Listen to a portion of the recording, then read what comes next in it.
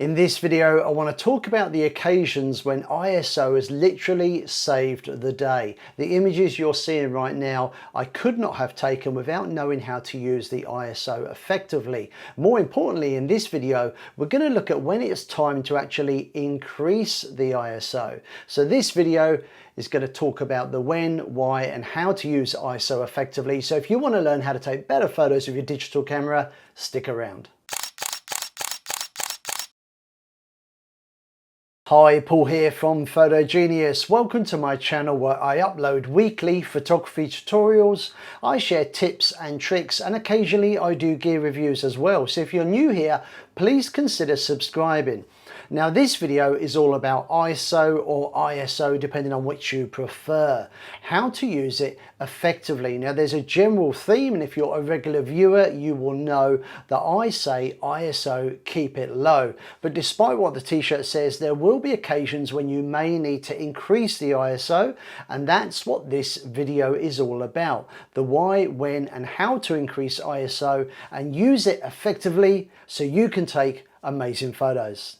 So coming up, we're going to look at examples of when you should increase the ISO. I'm going to show you example images and share with you all the camera settings. I'm going to show you how to test the ISO and find out the limits of your camera. And we're also going to take a look at auto ISO as well. Now, if you're watching this video and you're already feeling a bit lost because you're not sure what ISO is, don't worry, I've got you covered. This first part is for you. When you take a picture with a digital camera, there are three things that will affect how bright or how dark the image is: aperture, shutter speed, and ISO. These three things are collectively referred to as the exposure triangle. Adjusting any of these three things will affect how bright or dark the image is. This is often referred to as exposure value, or more commonly just exposure. Now the aperture is found inside the lens, and by adjusting it we can affect how much light passes through the lens, which in turn affects the exposure. But with aperture you can also do really neat things like blurring backgrounds. The shutter, again, something we can adjust that will affect our exposure. But with the shutter you can also get really creative. You can use a fast shutter speed to freeze movement, but if you slow the shutter down you can create blur and get amazing photos like these. And then there's ISO. Now the interesting thing about ISO is you can't actually see it working.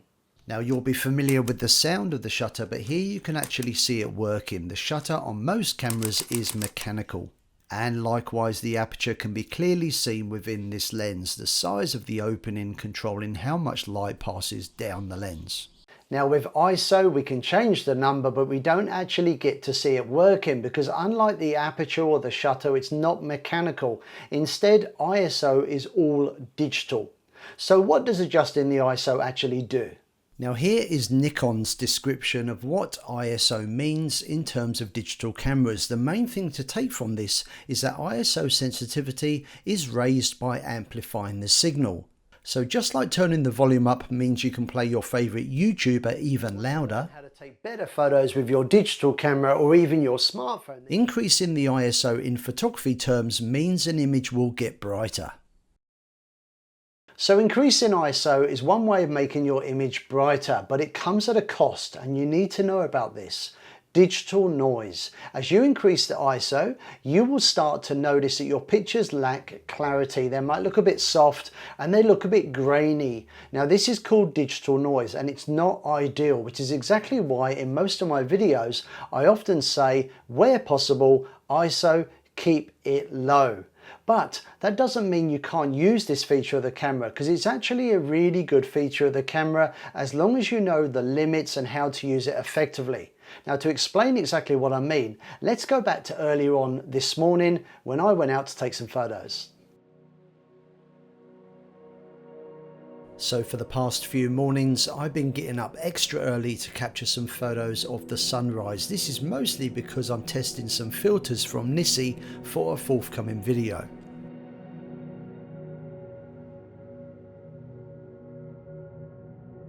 Now one of the places I often visit is a local creek. I really love this spot, and you can get so many different shots depending on the light and the time of day. This morning I set up my camera to take a photo of 3 small boats that were tied together.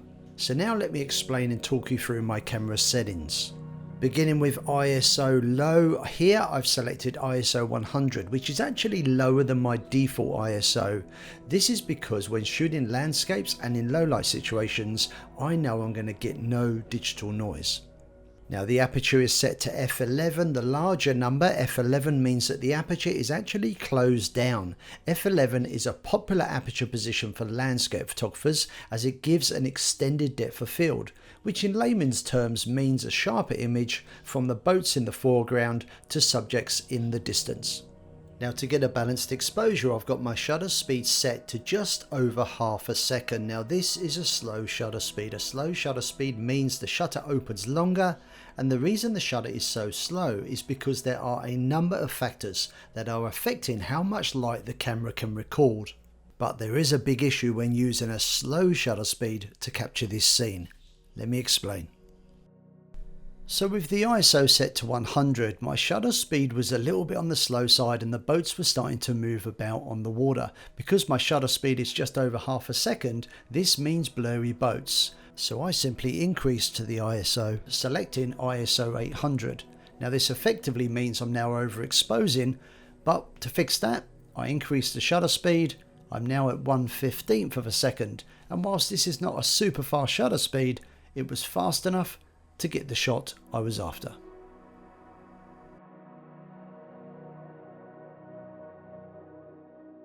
Now in a moment I want to show you some more example images. I'm going to show you the camera settings. I've got a really good tip for using auto ISO, and also I'm going to show you how you can test your camera to find out how far you can push the ISO before digital noise starts to become a real problem. Now before we get onto those, I want to tell you about a very special offer from Skillshare, who have kindly sponsored this video. Skillshare is an online learning community for creative minds, offering thousands of inspirational classes for creators and creatives alike, with topics that include design, illustration, video, photography, web design, and much more. Skillshare is an informative and fun way to learn new skills with no ads, and all for less than $10 a month with an annual subscription. But Skillshare have a very special offer for fans and viewers of this channel. The first 1,000 people who click on the link in the video description will get a free trial of Skillshare Premium. As a member, you will have unlimited access to thousands of inspiring classes that include hands-on projects and even feedback from a community of millions. So if, like me, you want to improve on your creative skills, try something new, or build on existing passions, make sure you click on the link below this video, and remember, the first 1,000 people who do will get a free trial of Skillshare Premium. So now I want to quickly show you a small selection of images taken with different cameras where I've used a higher ISO. If you want to capture the stars at night, it's not unusual to shoot with the ISO at 1600, 3200 or even higher. For this action image taken with the Nikon D3500, I used ISO 1600. This higher ISO enabled me to increase the shutter speed, which is essential for sports photography. So the big question is, how far can we push the ISO before it makes the image virtually unusable? Now I think this is something you should know, because every camera is going to be different, so you need to know the limitations of your camera, and there's a pretty easy way of testing this. So I'm going to show you how to do it, and we're going to start with the lowest ISO and we're going to work our way through to the max. So with the camera in the aperture priority mode, or AV as it's shown on this Canon camera, the first thing I'm going to do is select the lowest ISO. So I'm going to press the ISO button and select 100 ISO. I'm now going to select my aperture. I'm going to go for f8, which is an aperture that should give us a nice sharp image. Now the great thing about aperture priority mode is I don't have to worry about the shutter speed. The camera is going to look after the shutter speed, and it's going to start with a shutter speed of 0.5 seconds or half a second. Now because this is a slow shutter speed and I want to avoid shake, a good tip is to use the camera's self timer, and I'm going to select the 2-second self timer. So now I'm ready to take picture number 1. Focus, press the button, camera takes the first image, and then all we've got to do is increase the ISO another step, and repeat. Focus, press the button and keep going. Select ISO 400. And for obvious reasons, I'm just going to speed this process up. Once we're done, press playback and we can now review the images. Now, of course, to see the detail and see the difference between the images, it's probably best to view on a computer. Now, if you don't want to do that or you want to save some time, just use the zoom button on the back of the camera, zoom into the max, and then turn the dial on the back or the top of the camera to skip through the images but retain the zoom. This is a really good tip for comparing images. Looking back at these images, it may be hard to see the difference, particularly if you're watching this video on a device with a small screen like a phone or an iPad. So let's zoom in and take another look. At 100 and 200 ISO, there is no significant digital noise. At 400 ISO, it starts to become noticeable, and at 800, it is more obvious, but in my opinion, it's certainly not an issue. Now at 1600 ISO, you can clearly see the noise in the color squares behind the camera, and of course this becomes even more obvious at 3200 ISO. So it's no surprise that at 6400 ISO digital noise is clearly visible throughout the image, and at 12800 ISO the image is virtually unusable, particularly if you compare this with the image taken at ISO 200, which is my recommended default. So now I want to talk about auto ISO and when to use it. If you're photographing a subject that is moving, or if you're photographing a subject where the light is constantly changing, then auto ISO can at times be very handy. As an example, let's imagine I'm taking a picture at a sports event, maybe a football game, and half of the field is in sunshine, but half of the field is in the shade. So we're having a kickabout in the back garden. It's a beautiful sunny day and the shutter speed is nice and fast, as it should be for sports. But look what happens when the ball moves into the shade. The light levels are completely different. Now, because the camera's in the manual mode, I can fix this myself, but this is not ideal when you're shooting sports because you're going to miss the action. So now I've turned auto ISO on. Watch what happens as I kick the ball from the sun into the shade. Again, of course, the light levels dip, but the camera responds by increasing the ISO and keeps my shutter speed fast, which is great for sports and shooting under tricky lighting conditions.